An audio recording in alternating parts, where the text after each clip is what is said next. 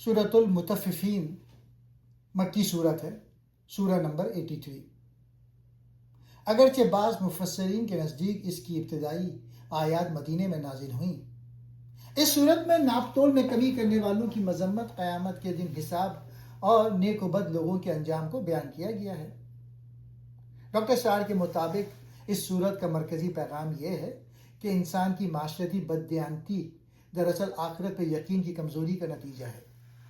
ناپ تول میں کمی کرنے والوں کے لیے ہلاکت، تباہی ہے ناپ تول میں کمی کرنے والوں کے لیے۔ یہ وہ لوگ ہیں جو دوسروں سے لیتے ہیں تو پورا لیتے ہیں، جب دوسروں کو دیتے ہیں تو کم دیتے ہیں۔ ڈاکٹر اسٹار کے مطابق یہ صرف کاروباری دھوکہ نہیں بلکہ ایک اخلاقی بیماری ہے۔ یہ اس بات کی علامت ہے کہ انسان قیامت کے دن کے حساب کو بھول چکا ہے۔ اللہ فرماتا ہے، کیا یہ لوگ نہیں سمجھتے کہ انہیں دوبارہ زندہ کیا جائے گا؟ یعنی اگر انسان کو یوم قیامت پر یقین ہو تو وہ کسی کا حق نہیں مارے گا۔ اعمال کا ریکارڈ، بدکار لوگوں کے اعمال کے ریکارڈ کو سجین کہا گیا ہے، یعنی گناہ گاروں کا اعمال نامہ ایک خاص ریکارڈ میں محفوظ ہے۔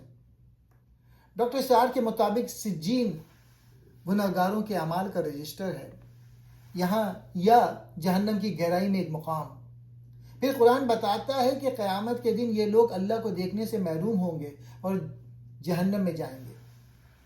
نیک لوگوں کا ریکارڈ، اس کے مقابلے میں نیک لوگوں کا اعمال کا ریکارڈ علیین میں ہوگا۔ ڈاکٹر اسٹار کے مطابق علیین بلند ترین مقام کا ریکارڈ، نیک لوگوں کے اعمال کی کتاب۔ جنت میں نیک لوگوں کو بڑی نعمتیں ملیں گی، وہ تختے پر بیٹھے ہوں گے، ان کے چہرے پر خوشی اور تازگی ہوگی، انہیں بہترین مشروبات دیے جائیں گے۔